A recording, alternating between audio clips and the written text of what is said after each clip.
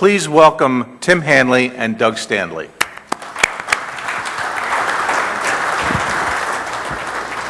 Thank you, David.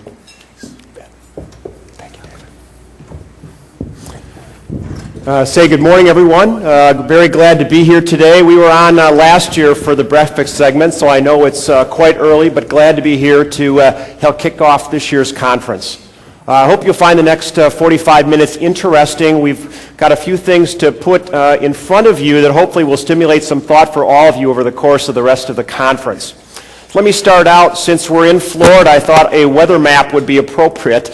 And I think this describes well what I know many of you have been through over the course of the past 12 months. And when we were with our clients just a year ago, things were still looking pretty robust, and people had come off quite a nice run, and hopefully all of you felt that in your businesses as well. And then a few things happened in the course of the fall of 2008, didn't it? The credit markets froze, and at least a lot of my clients saw what they described as a relatively unprecedented drop in demand. And that really required a lot of you and a lot of my clients to take some pretty dramatic actions with their business. Innovative manufacturing, it's a wonderful world, it's a wonderful concept, but the reality is every manufacturing company we interact with is striving to be innovative. They're striving to shift to services. And it's tough, right? Because deep in their bones and their DNA, they're product guys, okay?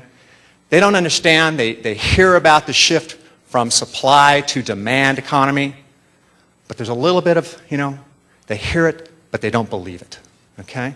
And we think that's a concern. We think that's a concern for the manufacturing sector as a whole. We watch companies like Huawei in China that started recently and is now really, really wreaking havoc in the electronic space. So when we think about innovative manufacturing, we actually spend more time looking forward than looking back at what people have done. So we know that human performance is highly, highly variable. We know that technology is faster and more efficient. We know that today millions of transactions can happen in the blink of an eye. We know as a firm, because we build those systems, things like the Chicago Board of Trade's operating platform. We build these grunty, high transactions engines. That's what we do as a firm. But yet, when we get in the field and we get in the manufacturing environment with our clients, we find them not thinking about transactions. We find them not really adopting those technologies, which they use every day.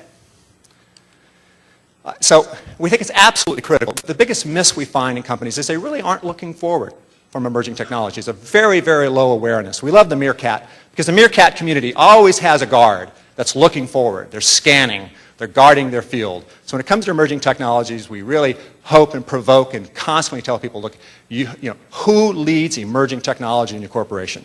It's a very, very tough question to answer. Some say, by default, it's the CIO. Yet over half of our CIOs report to the CFO and are involved in the strategic process. So we think that's a big disconnect.